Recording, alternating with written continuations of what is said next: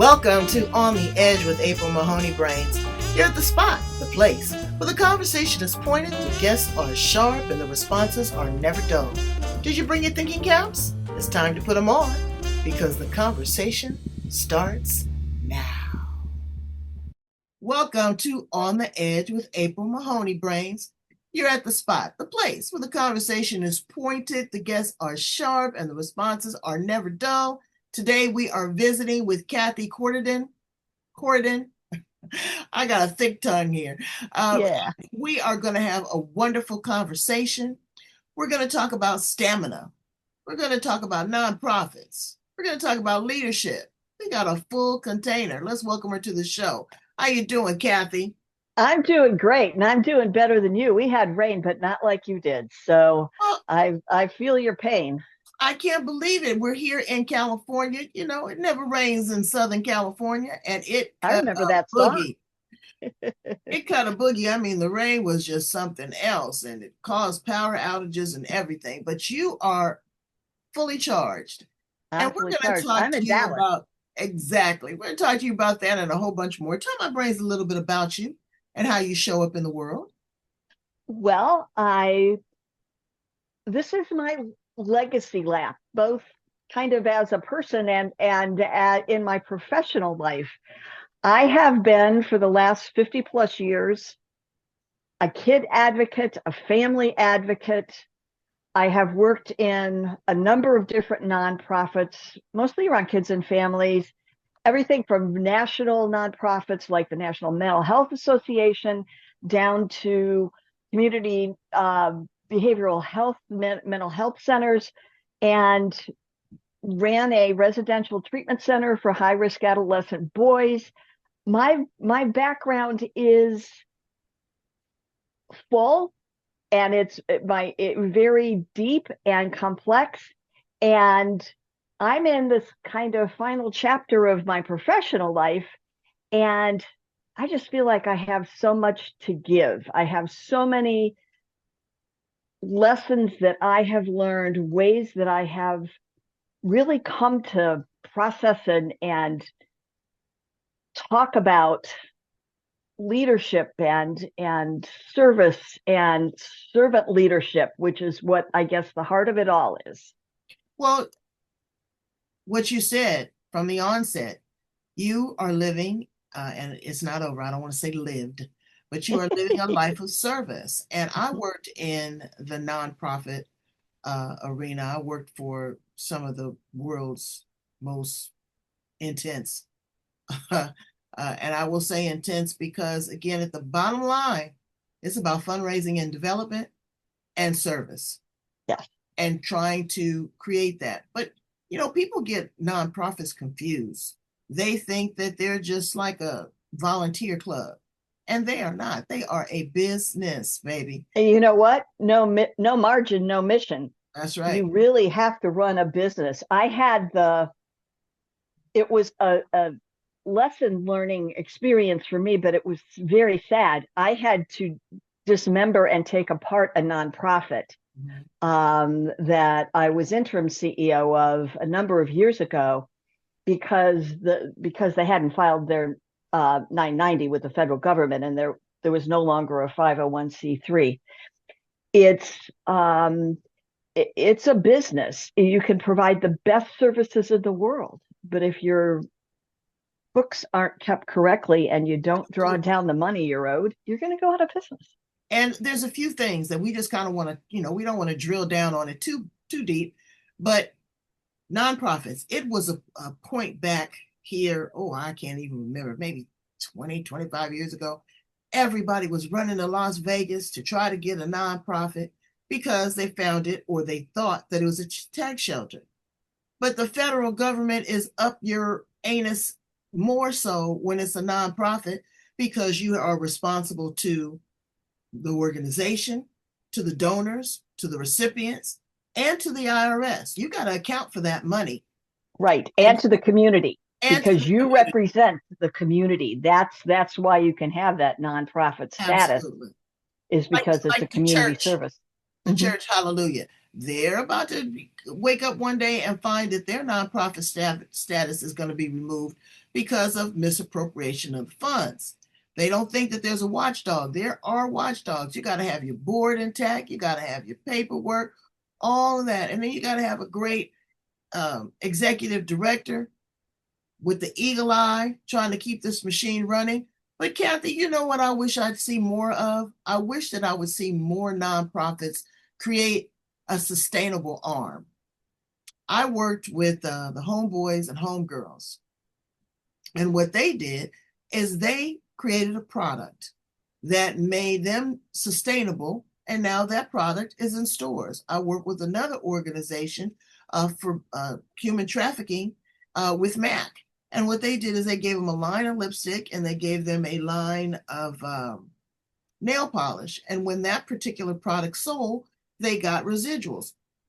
You know, the days of being depending on philanthropy is coming to an end. Folks are Well, showing. it's going to change.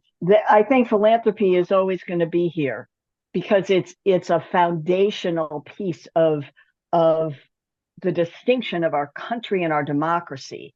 And I think I don't recognize those words right now. Well, we won't go down that path either. However, no matter what they say, de Tocqueville said that part of what made us distinct and made us strong is the philanthropy and the nonprofit sector that we support as a country. And because that's the engagement into the community to reach out to those in need, as well as to reach out to get donations coming in. Right. And we are very generous as a country on so many levels. It's not just serving who is here at home, but we extend that out to other countries.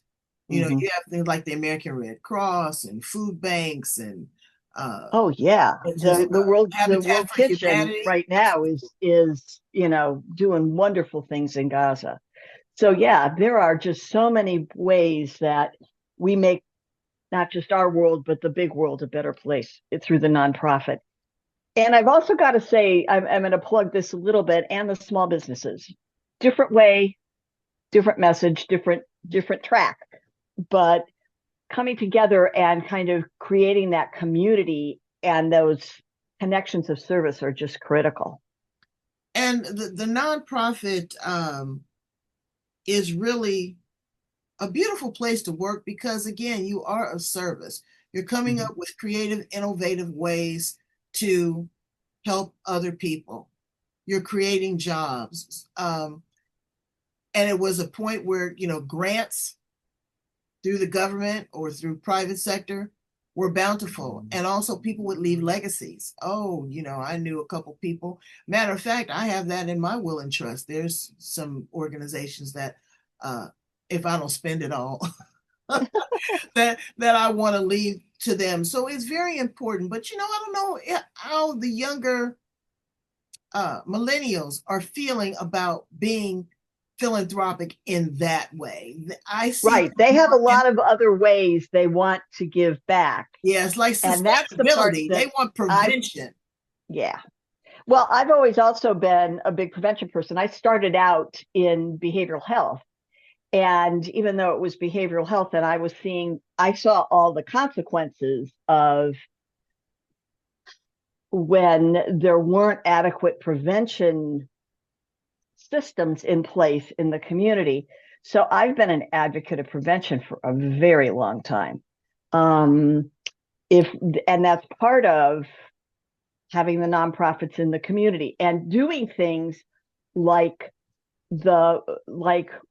5Ks and things that put it out in the community and connect the people together. Absolutely. And you got to have integrity, Brains. You have to have integrity because people are counting on you. I'll call out one of the organizations that I haven't heard a lot from lately, the American Red Cross. You would have a disaster, something would happen, and I tell you, boom, boom, boom, they were jolly on the spot. Now I've seen things happen around the world, and I'm sure that they're still doing what they're doing, but not to the magnitude that they were. I mean, I worked for the American Red Cross and you were ready. There was nothing like an earthquake or a flood, knowing that there was a shelter there, there was food, there were individuals that were going to check out your health. They were going to give you, they can't take care of you. They give you a little stipend to get you over for a minute, or if there's a fire, they come in. So these organizations, be it them or mental health or abused children or what, they are so important. They're so needed, but they are also, as we said, a business. Now, let me hear from you. How does that translate into a small business, what you're doing and provide? Well, because I have experience in both, and that I understand that a nonprofit is sometimes a big business. I mean, you talked about Homeboys. Father Greg's a friend of mine, and so I understand how he has built and become very large. And not all nonprofits are that big. There's many that are people's passion. That a friend died, and um, we have one here that's Allie's Wish, and this young woman died, and that when young moms are critically ill and in hospice, they go in and gift the family an experience Hmm. because that's what that family wanted to leave as a legacy behind. Those are little nonprofits, and I think we need as a community, and this is kind of where I go back to the small business, is we need as a community to connect with each other in order to support those nonprofits, to sponsor things in those nonprofits. I was a realtor for 8 years. I served seniors. I didn't. If first time buyers or buy up buyers wanted me to help buy a house or sell a house, I said yes. But my focus was on serving the seniors for whom selling a house was a really big struggle. Mm. And I'll tell you what the connection is. This is the connection point. When I went into real estate, I said to the people I was talking to start, connecting in the community. I have worked for Girls Inc. I was the girl power girl in the federal government. I have worked at the National Mental Health Association. I ran a child welfare agency for 90 high risk adolescent boys. I was a Girls Inc. CEO as well as a grants manager. I could always ask for money. I worked on behalf of some settlement houses in New England, and I could ask for the money because it was for the people in need. I had no problem with that. And when I switched over to real estate, it was like, how do I do this? Because I'm asking for business for myself. And so my mission in my small business was to serve those seniors with excellence and empathy. That if they had a house full of stuff that needed to get disappeared and they just didn't have the health or the energy to be able to do that, I would make everything go, and I would do all of the project management for them. If they needed to have something repaired, I would oversee that. Because for a senior, it's about service. And I always say I didn't work with seniors, I served senior clients. Right. Right. And so I have brought that service into my small business. I'm not doing that anymore. And we said we're going to talk a little bit about my health challenges, and that's why I'm not doing it anymore, because it takes a lot out of me.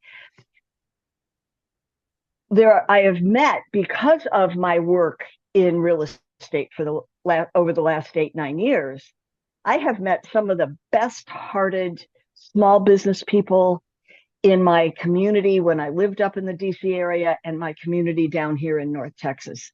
They are just really good people with a mission to build and serve the community. And So when you so talk that's about kind of how I connect them together. how you talk about service, let's talk about leadership. Leadership is by design. It depends on, I think, anyway, it can be constructed or destructed. Um, what are people looking for in a leader? You can't be a good leader, Brains, until you have learned to follow.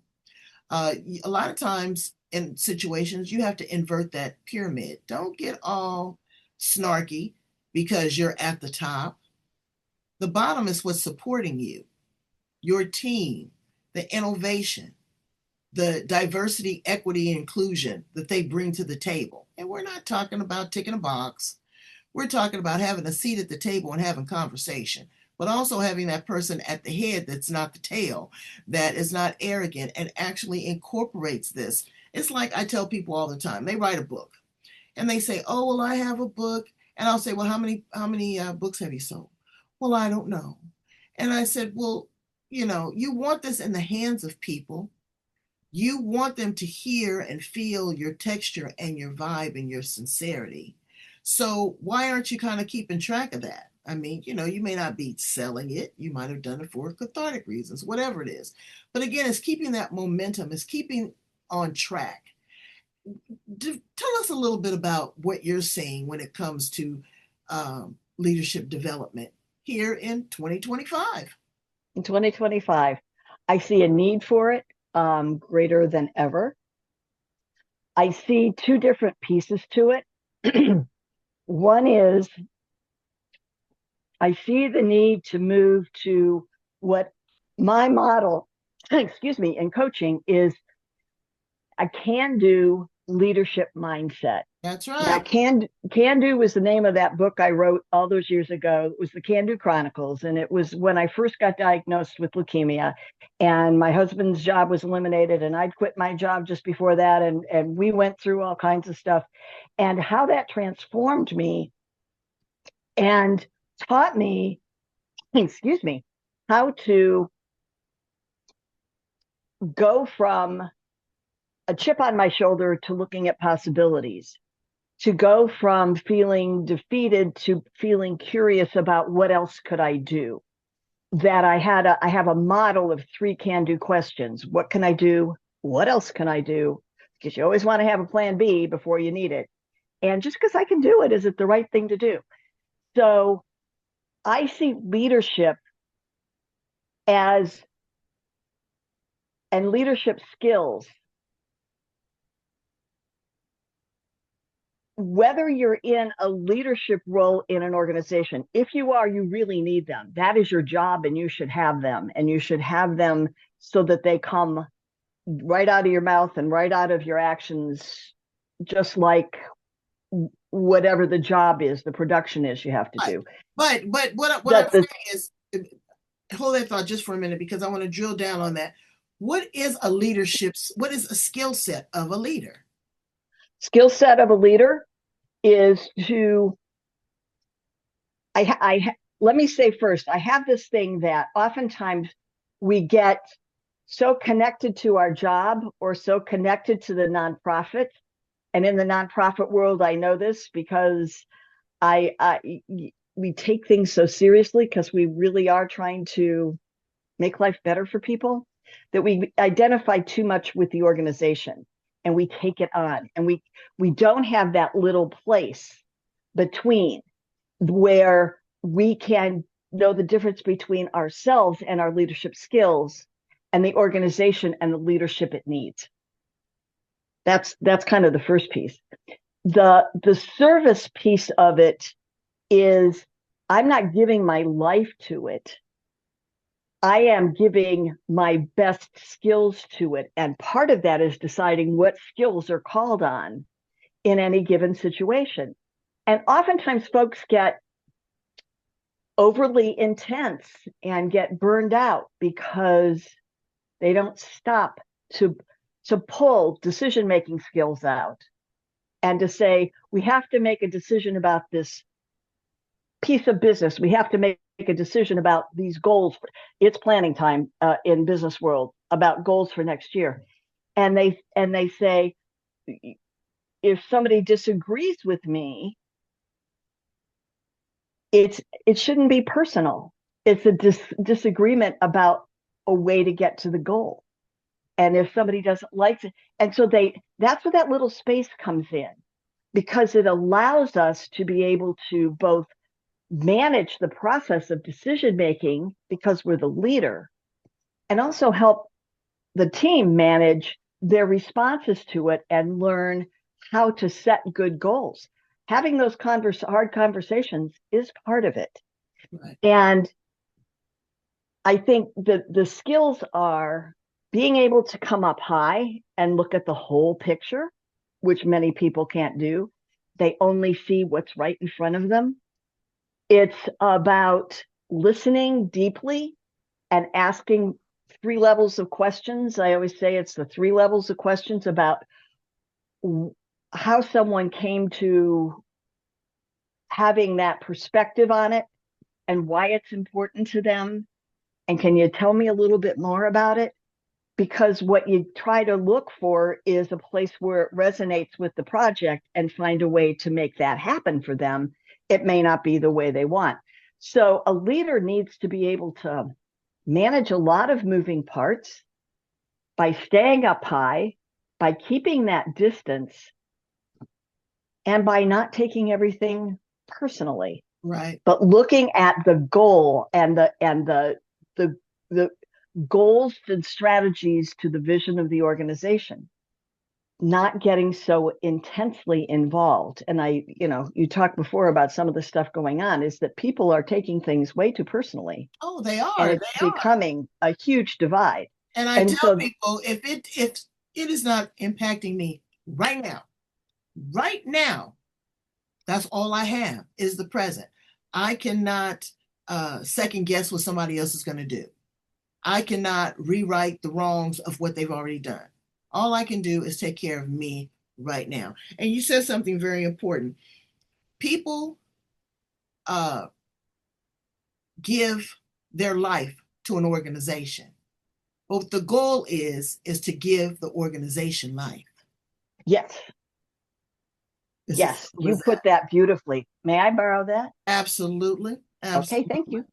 For a donation. No, no, I donate. I give that to you. Okay. But it's a giving spirit, and it is wonderful to know that you have not given up, that you are still pouring into others' organizations with your time. You have learned to manage that outside of the challenges that you have had with your health. Tell us a little bit about that. Thank you for asking that. And I was doing fine. And this sounds a little nuts when I say it, and I can hear it myself, but I was a realtor for 8 years. 4 of those were up in the DC area before we moved to Texas. And I was working 6 days a week, 6 weeks in a row.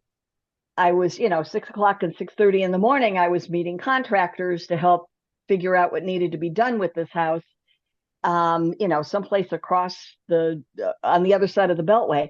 And I was doing really well. I was winning awards and really making a difference for the seniors, which was the most important thing for me. I was supporting other senior serving organizations in the community. And we moved down to Texas. And I'm not sure what the piece was. My immune system, I have chronic lymphocytic leukemia, and it's fine. It's been in remission for the last 13 years. However, my immune system really has taken a hit on this. And at the time, my immune system was not healthy. And so I was picking up everything. I'd go to a meeting at church and I'd come home and have bronchitis 2 days later.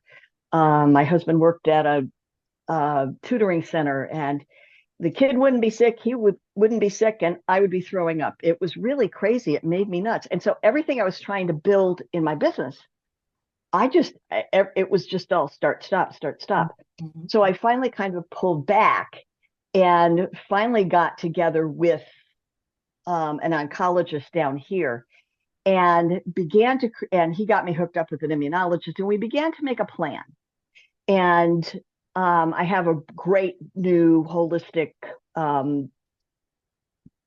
primary care physician who is very thoughtful in working with me individually. And she said, you probably shouldn't be working full time. Mm. And so I started to take half days because she said I really needed more rest. Part of it was my immune system wasn't building up because I wasn't getting rest. And so I was working shorter days, but I would get really tired, and my stamina has always been the thing. So what I what I came up with, and I part of you said, what are the leadership skills? That tenacity of keeping going and still trying to figure it out. And that if you don't have that, you lose a lot in life and you lose a lot as a leader. And so I kept trying to figure it out. I could have um, said, well, I've done grant writing before. I'm going to go find 3 or 4 nonprofits in metropolitan Dallas that need a part-time grant writer, and then I'm going to stay home and I'll contribute that way.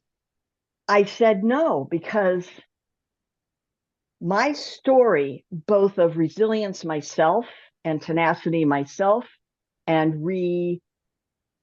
um,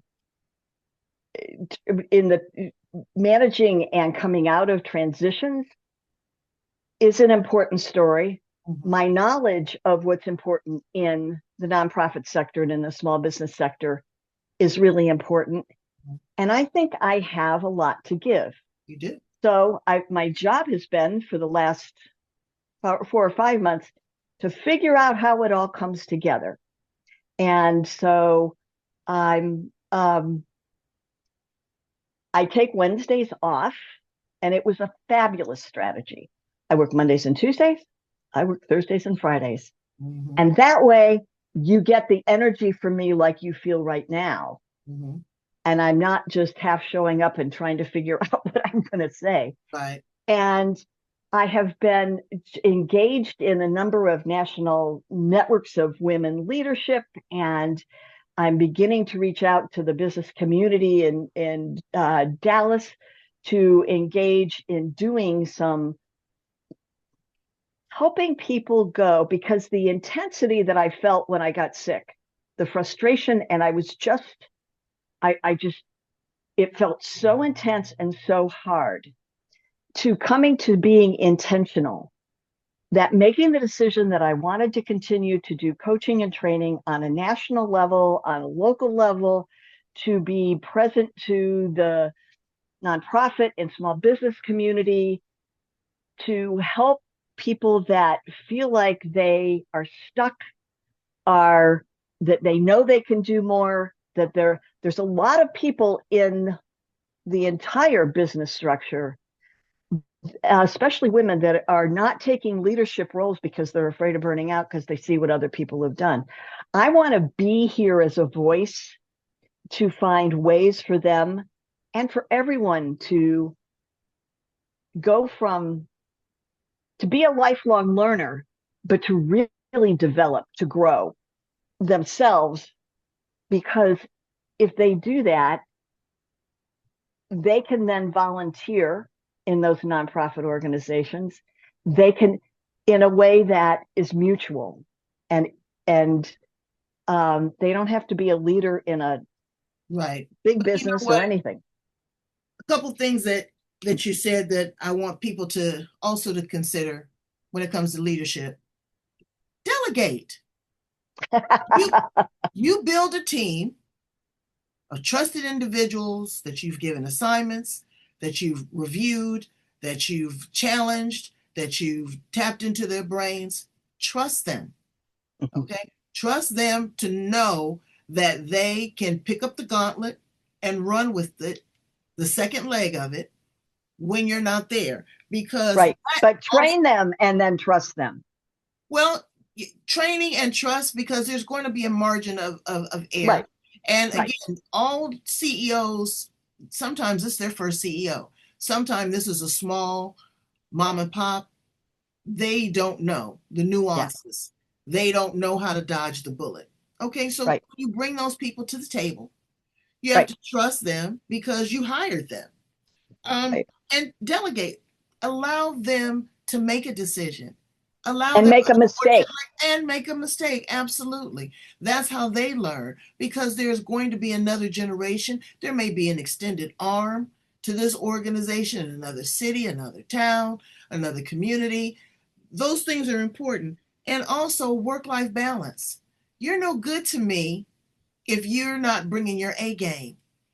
Right. And I'm so proud that I give you your flowers, that you had that aha moment. Now, the illness probably had to kick you in the rear end and say, you know what, Cathi, look. But because like you said, you were going and blowing, but you get so engaged, you get so involved, you get so excited. That's what it is. It's actual excitement. It's not arrogance. It's not being pompous. It's like I'm seeing a difference. I'm making an impact. I'm helping people grow and develop. But then you've got to be able to take a vacation. Okay? Because I taught my husband that. I'm glad he's retired. I can tell you that now. He would have 200, 250 sick hours. And I was like, baby, this is what you do. It's called a telephone. You pick it up and you say, I won't be in today. Right. Oh, but I said, and not with a whole bunch of excuses. I got diarrhea. I got a headache. No, I won't be in today. Respectfully, don't lie. You need a mental health day. You need some time to decompartmentalize all of these things. You're multitasking. You're not only running the nonprofit, you're not running just the business, you're running the business of your life, of your family, of your friendship. Right. You're trying to be everything to everybody. And a lot of times that ends up being the imposter syndrome because you're not who you want the world to see who you are until you crash and burn. And then all of a sudden, well, what happened to Cathi? What happened to April? She was just here a couple weeks ago and everything was fine. And all of a sudden, they don't understand the internal churning and burning that's going on. So, really, try to incorporate again some self discipline, some delegation, and some trust in Mm-hmm. that recipe for success when it comes to a strong leader. I think that that's really important. You took all this wisdom and you created a book. Tell us what's inside the pages of the book. That book is 14 years old, is 13 years old, is this like the story of my husband and I. It was back in 2010 to 2014. And this is where I learned that really important life lesson that came that as that can-do model. Um, because I had leukemia, I was the CEO of a Girls Incorporated affiliate in Worcester, Massachusetts. And it's an after school and out of school time program for grade school and middle and high school girls. And I kept getting sick because I had all these 8-year-olds and 10-year-olds around me that were a germ factory. And so there were a couple of other pieces to it, but I really said I had to step back because I needed to guard my health. I'd had a friend who had cancer and she had continued to run an organization many, many years ago and wasn't making good decisions. And I didn't want to be her. So I resigned and I said that I was going to write grants and sell real estate. That's kind of a weird combination, but I was what I was really good at doing. And so it was the last week that I was on the job. My last day was the end of June, and I had gone to the local radio station to record a commercial about signing up for summer camp for the kids. And on the way back down, my phone rang, and it was my husband telling me he had just had his job eliminated. And so there we were, two people in our 50s trying to figure out what we were going to do. And we sat and prayed about it and thought about it. And I just said, we're going to make this work. And we did. We ended up moving back to the DC area where we had lived for many years each and then together. And I wrote grants. I didn't do real estate for a number of years because I had to bring money in. And so I just wrote grants and he found a job and we had a life. And then I got treatment and I got better. And then I went back to being a CEO and did other things, but it was that changing of my life of not asking what's possible, having gratitude be grounding everything I do. The subtitle of the book is Hope Plus Gratitude Equals Can Do. And that's what it was. And so that's how I've gotten through this last 2 years, well, 4 years now, and kind of rebuilt what I'm doing is with that same, I'm going to figure this out. I'm going to look at what the possibilities are and gratitude. You know, grant writing. I want to tap on that just a teensy bit. What does it take to catch the eye of someone when you write a grant? And I know they're all very specific based upon the needs, the dollar amount, and who you're pitching to. But what are maybe 2 or 3 or 4 key elements that you need to highlight on and focus on that are just really like, You need to know what the problem is you're solving for the funder, not just for the nonprofit that you're making the request for. So if that funder wants to focus on hunger and education and homelessness, and then you have an organization that wants to focus on sports, it's not a good fit. So the first piece is to really listen to what the need that what will make your funder, I don't want to say make them happy because that makes it sound trite, but it's what is their mission. And you need to make sure that you connect with the parts that are the shared mission. The second piece is to share a story of the impact that their money can have on the people that you serve. And I can do Girls Inc. because I can do Girls Inc. in my sleep. We have a funder that wants to do STEM education for girls because that's a big thing. We have programs at Girls Inc. that do STEM education for girls. So we make that first piece that we know that that's what they want to fund. And then we talk about the needs and the problems and the results, not just the problems, not just the needs, but also how that money can make a difference for the people that we serve, and then make a difference for the community in which we both live. And the third piece is follow the directions. I was just having a conversation with a friend of mine who does grant writing, and he was just, rolling his eyes. The number of people that put grants in that don't follow the instructions, they're not going to get funded because the grant making agency is not going to believe they're going to use the money the way they're supposed to. So it's those 3 pieces that I think are the core elements of a good grant. Right. Proposal. And keep records after the fact because there's going to be a follow-up. Yes.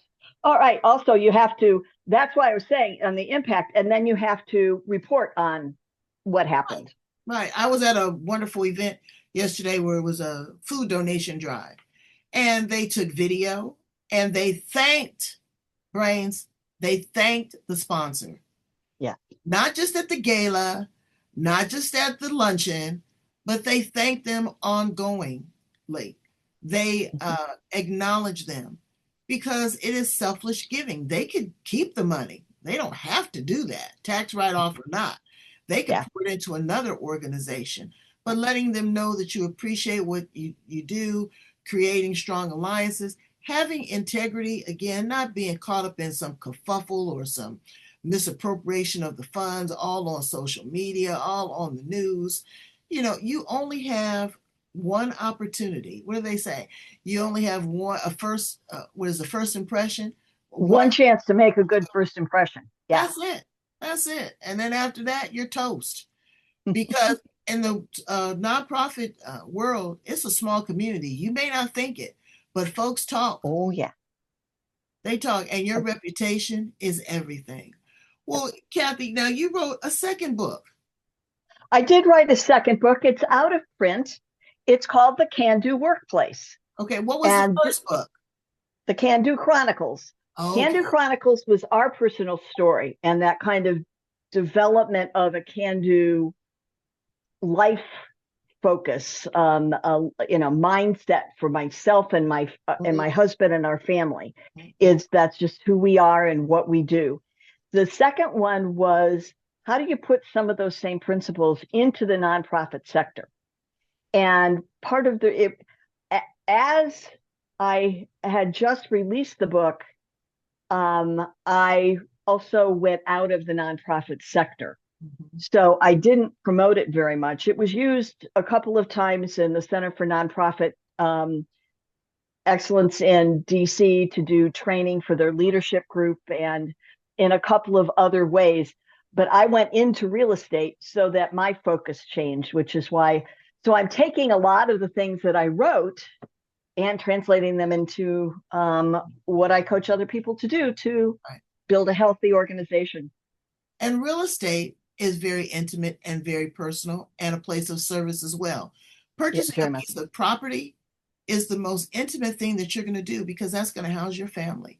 The Yeah. school that your children go to, the grocery store that you frequent, the organizations, the community leadership, all of that is very important. So you want to have a trusted realtor that gets down and dirty and does the investigative work. Again, that too can be a very small community. You get a bad realtor to do a couple Oh bad yeah. deals, get you in some swamp land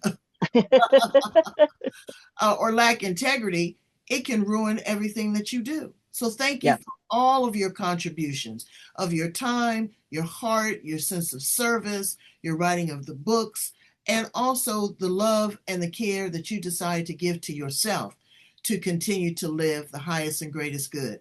I want to ask you a couple quick questions. I always love to ask this at the end of the interview because it's fun, fun, fun. Okay. If you were a tool in a tool box, what tool would you be and why? A Swiss Army knife. What? Yeah. Because it has the most adaptability. It has to do with the fact that a long time ago, I had a conversation with some folks in child welfare when I ran an agency, and he said he wanted the best. He wanted to make a Maserati model for the kids, and I said I wanted them to have a Jeep model because I could do so many different things. Well, a Swiss Army knife is the same way. You can open a can, you can cut down a part of a tree or a branch off a tree. You can, I think you can open a bottle of wine. I Mm, mean, you can just do so many different things. It has the capacity to be as flexible and as adaptive as possible to to provide service. mhm. So, yeah, Swiss Army knife. I'd be a roll of duct tape.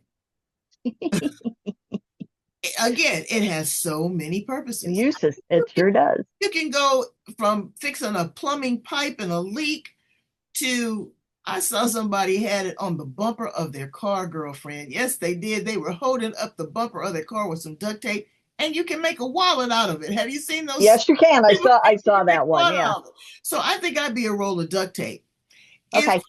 if you were a But I can cut. If somebody gets it stuck, I can get it unstuck and I can cut it. that's right, with your Swiss Army knife. If you were a flower in the garden, what flower would you be?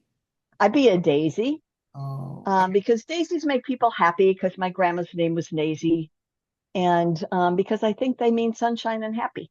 yeah. I'd be a tulip. I Okay. love them when Why? they grow up. There's so many different colors and variations, but once you put them in a vase and they really bloom, they just go wherever they want to go. Yeah. I really like tulips. I think that they're beautiful. If you were an appliance in the kitchen, what appliance would you be? Oh, I think the coffee maker. I got to get something to get me going in the morning. I get it. I'll be the refrigerator Okay. because it is a place that you come often and regularly, and we just chill. That's true. We just chill. That's fun. What would you say to a person that's just kind of got a heart and a desire for service and want to start a nonprofit, what are 2 or 3 suggestions that you would give them from inception that they need to consider before they think about, the mechanics of it? What are some of the things they need to consider when wanting to start a nonprofit? The first is to do a needs assessment and to make sure that what they want to do is needed in the community, and that there is enough of a need to bring donors, to bring people that you serve. I've seen too many small nonprofits fail because they didn't do that first, or they didn't realize somebody was already established doing the same thing. The second would be to really invest some time to make sure that there are funds to support not just the start, but ongoing. And the third is to invest in members of your board, so you get your first board together that have the skills to run it as a business, to understand its, if you don't have a margin, you don't have a mission, and that can support growth at an appropriate level. I've also seen and was part of a nonprofit. I was the grant writer for it and then on the board, that started from a wonderful idea, and it's now in its, I don't know, 20th year. Wow. Because they took the time to really do it and to not get over their skis, as they say. Right. And I say this with love, brains, again, because I told you I'm all about the nonprofit. But get a working board. Don't just have people on the board because they want it attached to their name. I need you to also write a check. I need you to go out in the community. I need you to show up. I need you to speak about our organization with pride, with empathy, and have an association with it. I don't just need you to sit there like lunch meat and begging. Okay? There's a difference between fundraising and development and straight out begging. Every time you turn around, you need a donation. Okay, so what are you doing with this? How are you trying to be self-sustainable? Who are the people that are buying into your organization? I don't need, every time I turn around, an envelope from you. I am donating to you. I'm not running the organization. And it's a turnoff. It is a turnoff. When you go to the gala and all that, make the ask. My mentor here in San Diego, let me tell you, she is the queen of fundraising. She raised $3 million and we wasn't there an hour. And again, it is what you want to do, how you contribute. Who are the people that are working and churning and burning behind the machine that are really holding this organization up, again, from the bottom, not from the top, but supporting you at the bottom, that has some buy-in. Cathi, I think that you are so special on so many levels because you're smart and you're not giving up and you're not giving in. You say, I gave a little bit of time, but you gave that to yourself, and that's the most important thing.